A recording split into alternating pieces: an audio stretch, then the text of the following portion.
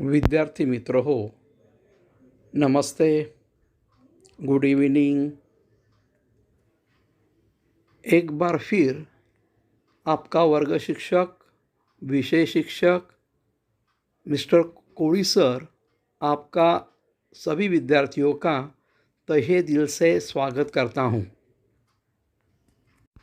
विद्यार्थी मित्रों, पिछली तासिका में हमने जीवन नहीं मरा करता है इस कविता का अध्ययन किया था। इस कविता को आपने अपने सुंदर हस्ताक्षरों में अपने कॉपी में लिखा भी था और याद भी किया था। तो पिछली तासिका में विद्यार्थी मित्रों, हमने जीवन नहीं मरा करता है इस कविता का अध्ययन किया था। विद्यार्थी मित्रों, आज हम पान क्रमांक 25 इस पन्ने पर जो व्याकरण का भाग दिया गया है उस भाग का हम आज अध्ययन करेंगे। तो देखो हमें क्या दिया गया है। चित्र देखकर संज्ञा, सर्वनाम, विशेषण, क्रिया आदि के भेदों को आधार पर उचित वाक्य बनाओ और तालिका में शब्द लिखो। नीचे हमें एक तालिका दी गई है। उस तालिका में हमें इस व्याकरण का भाग का अध्ययन करने के बाद हमें यह तालिका, यह जो टेबल है, यह टेबल हमें पूर्ण करना है। जैसे कि संज्ञा शब्द, सर्वनाम शब्द, विशेषण शब्द, क्रिया शब्द, तो हमें यह सभी शब्द इस तालिका में, मतलब इस टेबल में हमें लिखना है।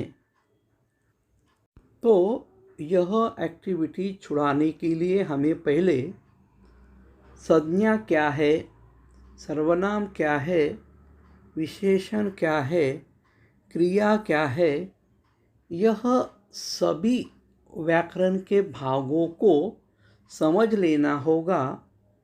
तभी कहीं जाकर हम यह एक्टिविटी छुड़ा सकते हैं, सॉल्व कर सकते हैं। तो विद्यार्थी मित्रों, सर्वप्रथम हम संज्ञा, यह क्या है, किसे संज्ञा कहते हैं, इसकी परिभाषा क्या है, यह हम समझ लेंगे। विद्यार्थी मित्रों, पहले हम संज्ञा क्या है, संज्ञा किसे कहते हैं, यह हम समझ लेंगे। संज्ञा की परिभाषा क्या है, हम समझ लेंगे। तो देखो यहाँ पर संज्ञा की जो परिभाषा है वह ऐसी है, किसी व्यक्ति, पशु, पक्षी, वस्तु, स्थान, गुण, भाव आदि के नाम को संज्ञा कहते हैं। विद्यार्थी मित्रों, आपको समझ में आ गया क्या? संज्ञा मतलब क्या? नाम। संज्ञा मतलब क्या? नाम। कि किसी व्यक्ति, पशु, पक्षी, वस्तु, स्थान, गुण, भाव आदि के रखे हुए नाम को क्या कहते हैं? संज्ञा कहते हैं। मतलब किसी के भी रखे हुए नाम को क्या कहते हैं? संज्ञा कहते हैं। तो हम अभी इसके उदाहरण देखेंगे, इसके उदाहरण का अभ्यास करेंगे। देखो, नीचे दिए गए वाक्यों को पढ़ो। एक छोटे से घर में दादी माँ रहती थी। यहाँ पर दादी माँ यह व्यक्ति का नाम है। दादी माँ क्या है? व्यक्ति का नाम, बरोबर। आगे देखो, चित्रकार ने सेठ का सुंदर चित्र बनाया। देखो, अभी यहाँ चित्र जो है यह वस्तु का नाम है, यह वस्तु का नाम है, बरोबर। तीसरा वाक्य देखो, एसंबा गांव की पाठशाला की घंटी बजी। यहाँ एसंबा यह स्थान का नाम है, यह काय का नाम है? स्थान। एसंबा यह क्या है? स्थान का नाम है। अगला वाक्य देखो, चिड़ियों में मातम सा छा गया। यहाँ चिड़ियों मतलब चिड़िया, यह पक्षी का नाम है। और आगे देखो, दादी ने एकता का पाठ पढ़ाया। एकता यह भाव का नाम है, यह क्या है? भाव का नाम है, बरोबर है। यह एकता यह भावना से जुड़ी होती है, तो एकता क्या है? भाव का नाम है। तो हमें परिभाषा क्या दी गई है विद्यार्थी मित्रों? किसी व्यक्ति, पशु, पक्षी, वस्तु, स्थान, गुण, भाव, इनके जो नाम रखे हुए हैं उन्हें क्या कहते हैं? संज्ञा कहते हैं। अभी देखो, इन वाक्य में रेखांकित शब्द किसी न किसी व्यक्ति, वस्तु, पक्षी, स्थान, भाव आदि के नाम है, इसीलिए यह सब क्या है? संज्ञाएं है। तो विद्यार्थी मित्रों, आपके समझ में आ गया कि किसी व्यक्ति, पशु, पक्षी, वस्तु, स्थान, गुण, भाव आदि के नाम को क्या कहते हैं? संज्ञा कहते हैं। ऊपर दिए गए वाक्य में देखो, दादी माँ यह व्यक्ति का नाम है, चित्र यह वस्तु का नाम है, एसंबा यह स्थान का नाम है, चिड़ियों यह पक्षी का नाम है, एकता यह भाव का नाम है। तो रेखांकित किया गया शब्द किसी न किसी व्यक्ति, वस्तु, पक्षी, स्थान, भाव आदि का नाम है, इसीलिए यह सभी शब्द संज्ञाएं है। देखो, हमें अगले चित्र में भी संज्ञा की परिभाषा ही दी हुई है। किसी व्यक्ति, वस्तु, स्थान या भाव के नाम को संज्ञा कहते हैं। जैसे रोहन व्यक्ति का नाम, कलम वस्तु का नाम, बिल्ली पशु का नाम, अगरा स्थान का नाम। तो यह व्याख्या हमें दी गई है।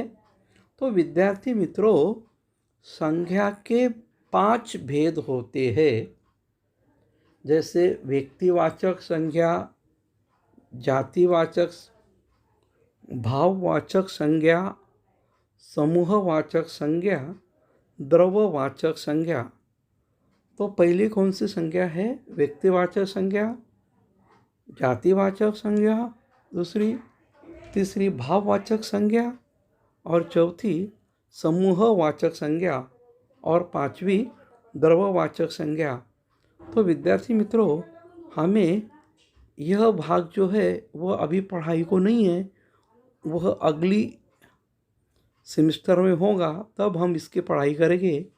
अब आपको समझ में आई होगी कि संज्ञा का मतलब क्या है, संज्ञा किसे कहते हैं। विद्यार्थी मित्रों, अगला जो व्याकरण का भाग है वह है सर्वनाम। विद्यार्थी मित्रों, पहले हम सर्वनाम की परिभाषा समझ लेंगे, उसके बाद सर्वनाम क्या है वह आपको मैं उदाहरण के मार्फत समझाऊंगा। देखो, सर्वनाम की परिभाषा ये है, संज्ञा के बदले जिन शब्दों का प्रयोग किया जाता है उसे सर्वनाम कहते हैं।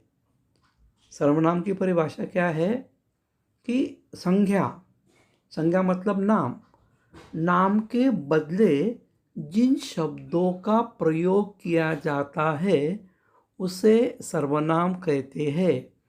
जैसे कि हम नाम के बदले वह, मैं, तुम, हम, उसने, यह, वे, क्या, कौन,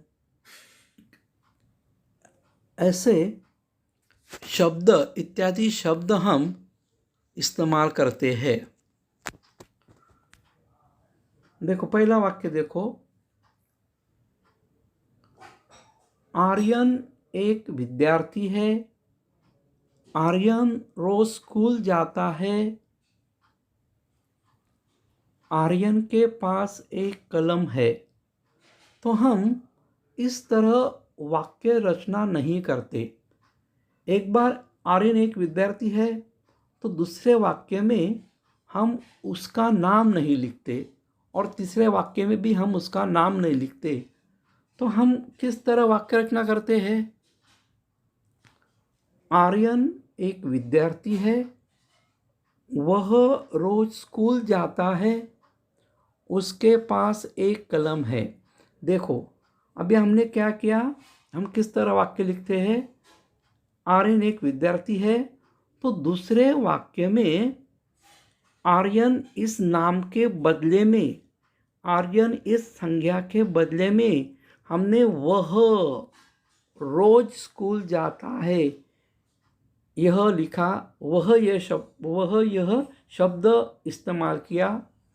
उसके बाद तीसरे वाक्य में भी उसके पास एक कलम है, तो हमने आर्यन इस संज्ञा के बदले में वह यह शब्द इस्तेमाल किया, उसने यह शब्द इस्तेमाल किया, तो वह और उसके यह क्या है? सर्वनाम है। अगला वाक्य देखो, गीता गाना गाती है। गीता पढ़ाई में होशियार है। गीता को घूमना अच्छा लगता है। तो यह वाक्य, इस तरह हम वाक्य नहीं लिखते, मगर आपको समझने के लिए मैंने यह वाक्य लिखा है। तो हम किस तरह वाक्य लिखते हैं? गीता गाना गाती है, तो अगले वाक्य में हम गीता यह संज्ञा नहीं लिखते, तो उस संज्ञा के बदले में हम सर्वनाम इस्तेमाल करते हैं। तो सर्वनाम कौन सा आएगा? वह पढ़ने में होशियार है। हमने गीता के जगह कौन सा सर्वनाम इस्तेमाल किया? वह। आगे देखो,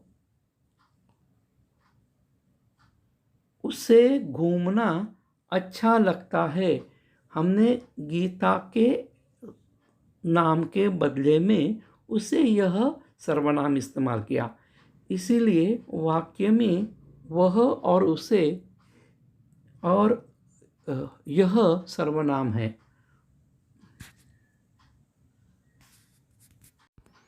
विद्यार्थी मित्रों, यहाँ कुछ वाक्य दिए गए हैं, उन वाक्य को भी हम समझ लेंगे। देखो, मामा जी परेशान हो उठे। मामा जी को ऐसा खतरनाक काम पसंद नहीं था। देखो, दूसरे वाक्य में देखो, मामा जी परेशान हो उठे। अभी दूसरे वाक्य में मामा जी के जगह उन्हें यह सर्वनाम इस्तेमाल किया गया है। तो उन्हें ऐसा खतरनाक काम पसंद नहीं था। तो हम इसी तरह वाक्य रचना करते हैं। पहले वाक्य में हम लिखते हैं मामा जी को, मामा जी परेशान हो उठे, और दूसरे वाक्य में हम मामा जी का नाम वहाँ नहीं डालते, तो उसके जगह सर्वनाम डालते हैं तो सर्वनाम क्या हो गया? उन्हें। तो वाक्य किस तरह हो गया? उन्हें ऐसा खतरनाक काम पसंद नहीं था। दूसरा वाक्य देखो, एक राजा था, राजा बहुत ही कंजूस था। हम इस तरह वाक्य नहीं लिखते। हम किस तरह वाक्य लिखते हैं? एक राजा था, वह बहुत कंजूस था। इस तरह हम वाक्य लिखते हैं, बरोबर है। तो एक राजा था और राजा के नाम के बदले में हमने वह यह सर्वनाम इस्तेमाल किया है। तो वाक्य किस तरह हो गया? एक राजा था, वह बहुत ही कंजूस था। तो यह वाक्य सही है। अगला वाक्य देखो, सेठ अपनी चालाकी पकड़ जाने पर बहुत लज्जित हुआ। सेठ अपनी चालाकी पकड़ जाने पर बहुत लज्जित हुआ।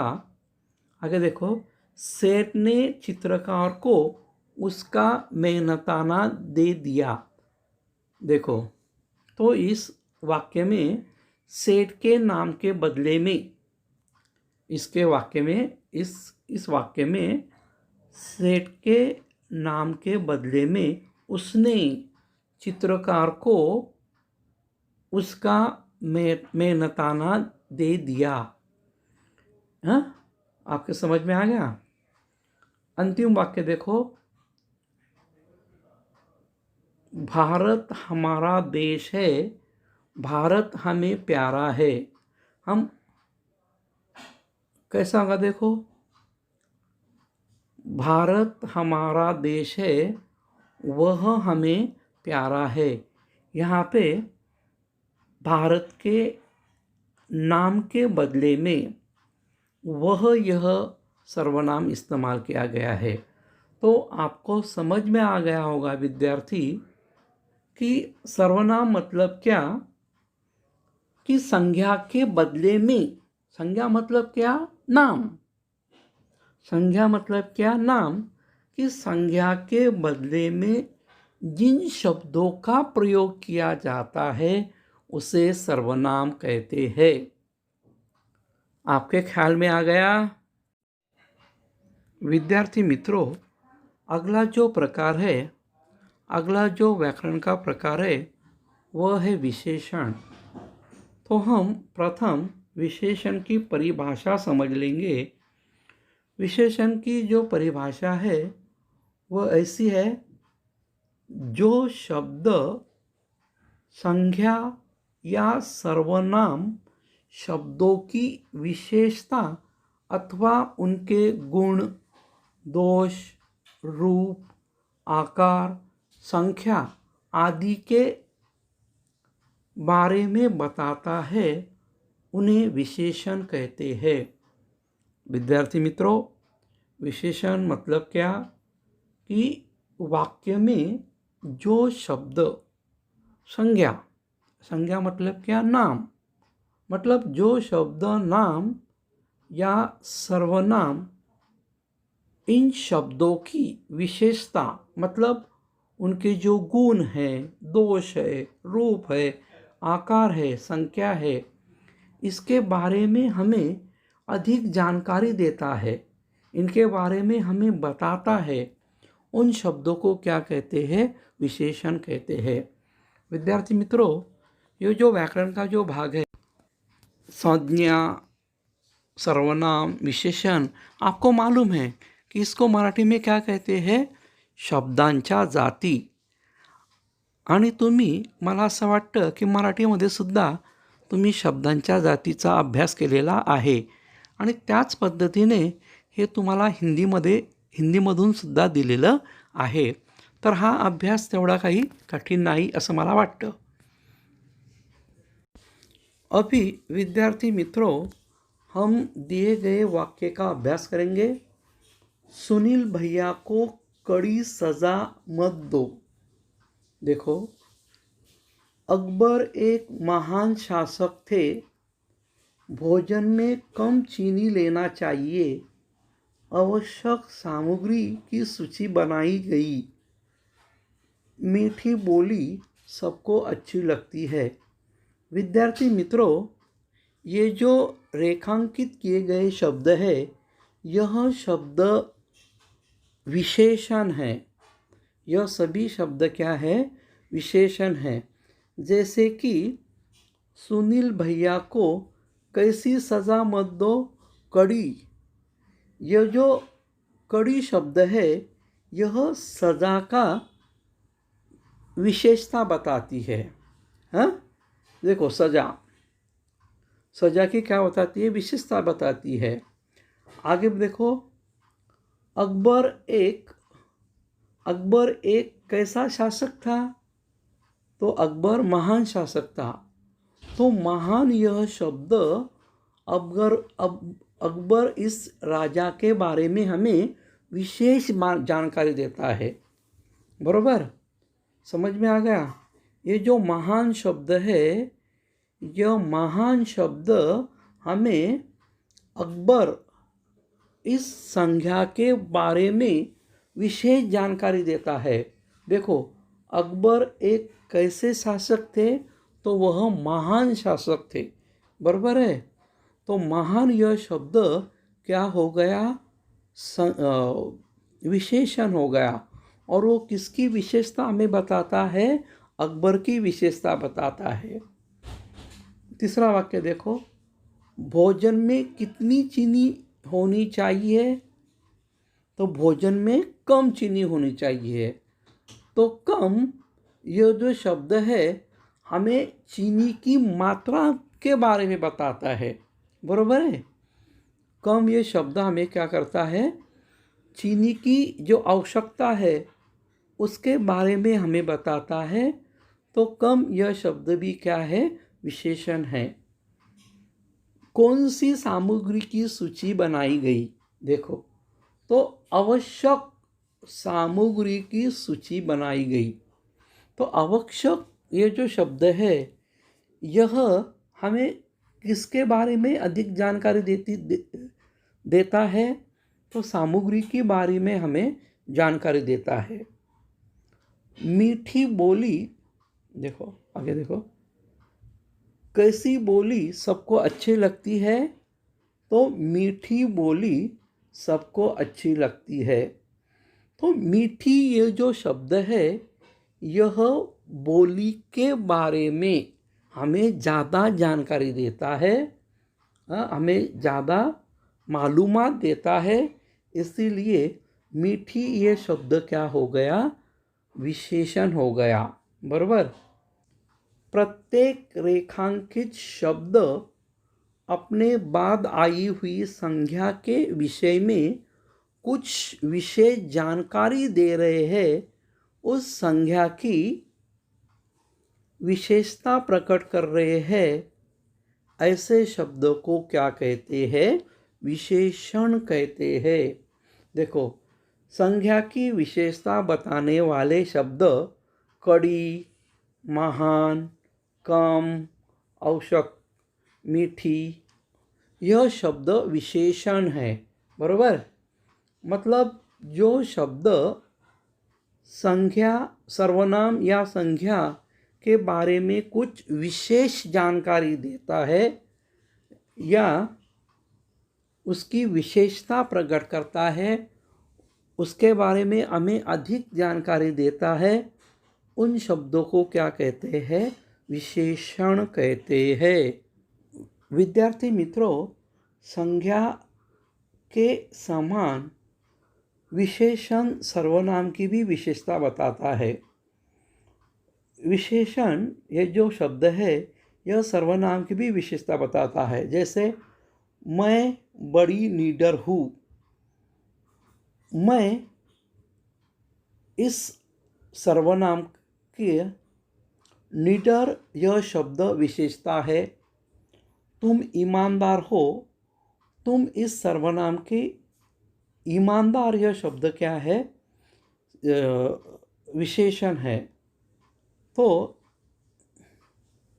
इस तरह विशेषण सर्वनाम का भी विशेषण बताता है। देखो, मैं वह कैसी है? निडर है। तुम ईमानदार हो, तो तुम कैसे हो? ईमानदार हो। तो इस तरह विशेषण मतलब कि जो शब्द संज्ञा मतलब नाम या सर्वनाम, इन शब्दों की विशेषता अर्थात उनके गुण, दोष, रूप, आकार, संज्ञा आदि के बारे में बताता है, उसे विशेषण कहते हैं। विद्यार्थी मित्रों, अगला हमारा जो व्याकरण का भाग है वह है क्रिया। हम पहले क्रिया की परिभाषा समझ लेंगे। क्रिया का अर्थ होता है करना, अर्थात जिस शब्द में कार्य के करने का बोध होता है उसे क्रिया कहते हैं। विद्यार्थी मित्रों, यह क्रिया का अर्थ यहाँ पे बहुत सरल बताया गया है। क्रिया का अर्थ क्या होता है? करना, अर्थात जिस शब्द से वाक्य में कार्य करने का बोध होता है उसे क्रिया कहते हैं। जैसे पढ़ना, खेलना, खाना आदि। यह सब क्या है? क्रिया है। विद्यार्थी मित्रों, अभी हम क्रिया के कुछ वाक्यों का अभ्यास करेंगे। आर्यन ने रहस्य का पता लगाने के लिए मन में ठान लिया। अभी ठान लिया, यह क्या है? क्रिया है। एक छोटे से घर में दादी माँ रहती थी। यह एक छोटे से घर में दादी माँ रहती थी। रहती थी, ये क्या है? क्रिया है। कल शिरडी जाएंगे। जाएंगे, ये क्या है? क्रिया है। मुनमुन को बहुत डर लग रहा था। लग रहा था, ये क्या है? क्रिया है। बच्चों, बाहर जाकर खेलो। यह भी खेलो, यह क्या है? क्रिया है। तो विद्यार्थी मित्रों, इन वाक्यों में ठानना, रहना, जाना, लगना और खेलना शब्द किसी क्रिया का ध्यान हमें देते हैं, करवाते हैं। तो यह शब्द क्या है? क्रियावाचक शब्द है। देखो, पहले वाक्य में ठानना, दूसरे वाक्य में रहना, तीसरे वाक्य में जाना,